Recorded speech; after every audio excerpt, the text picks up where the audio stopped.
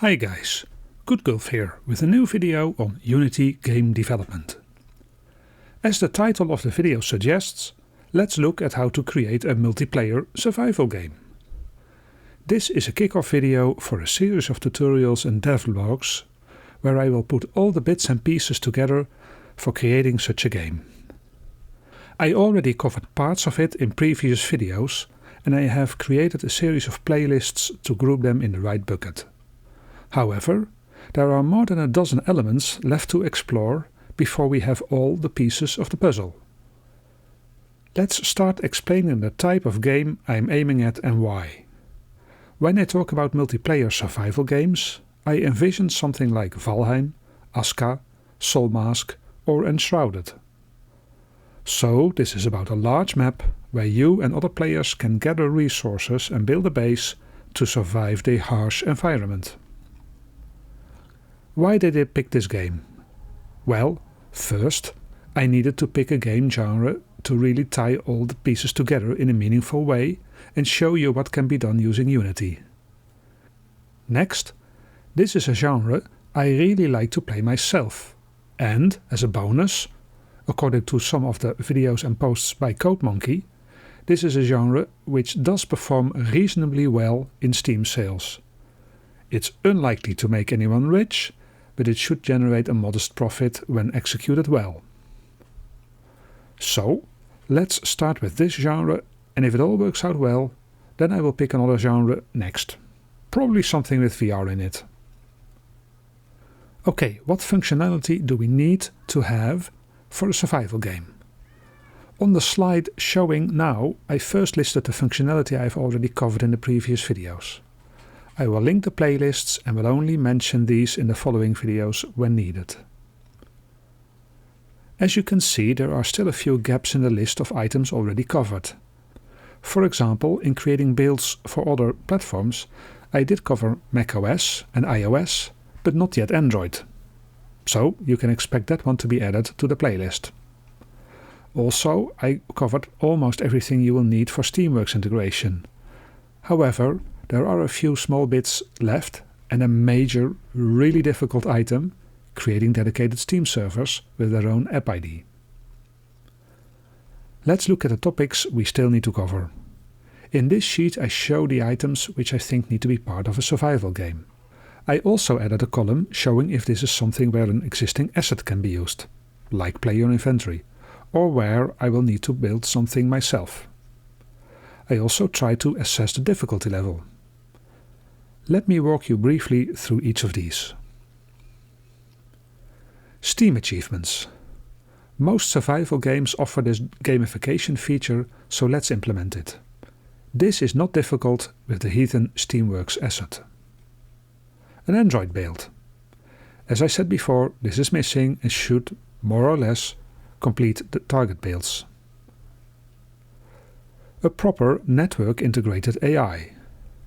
If you have seen my previous videos on the topic, you know that I like Emerald AI. However, it lacks a proper way to integrate other assets like A-star pathfinding and fishnet networking. I will check in an upcoming video if there are other alternatives which do offer better integration support. Fishnet networked sound and music. I already did some work on that with an existing audio middleware solution available in the asset store. This should not be too difficult. Fishnet networked day and night and weather cycles. This should not be too difficult and again something I have already experimented with. Procedural map generation. So this is about creating a game map by means of a random seed. This is what both Valheim and Aska do. It is not an easy task to create, however there are various good tutorials out here on YouTube, and I'm also thinking about writing a simple version with some ChatGPT help. Digging and updating the map accordingly. This is something I will probably build myself.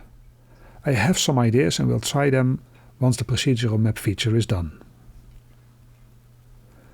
Optimizations for large map and video performance in general. This is something I will try to create myself and will largely build on JSON booths and dice wrench design assets. Also, I want to use harmonized shaders, probably based on the Betalit shaders. So, when you use different 3D models from different asset creators, you will not end up with tons of shaders, since they often bring their own concoctions. Gathering resources. Chop down trees for wood, which can be used to build wood houses and that kind of stuff. This goes hand in hand with some sort of a tech tree, skills and stats for the player. Basically, as your game and character evolve, you can build more advanced structures and workbenches. A building system, which allows you to create a base for you and your buddies. This is probably the most ambitious feature to take on and will likely take multiple work-in-progress videos to create.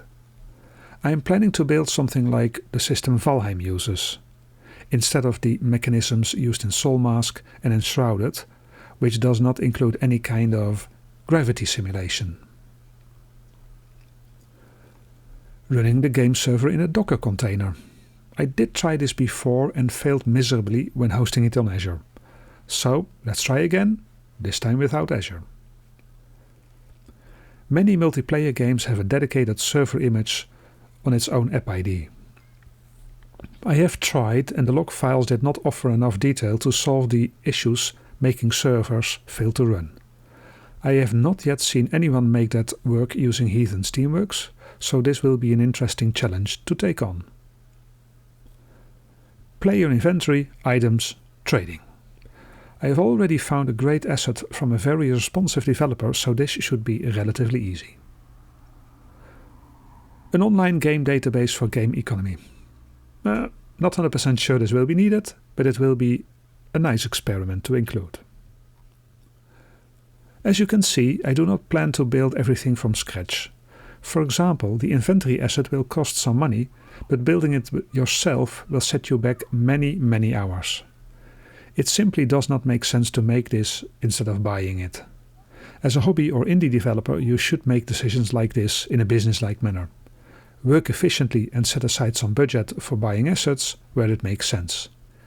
If an asset already provides all the functionality or covers some, but you are not good at creating it yourself, then buy it. If you think I'm missing a key feature of a typical survival game, then please let me know in the comments and I will be happy to add it to the list if it makes sense being part of this genre.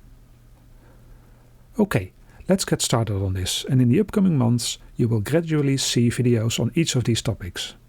Some of these will be single videos on one topic, while others may require a couple of videos before reaching a conclusion.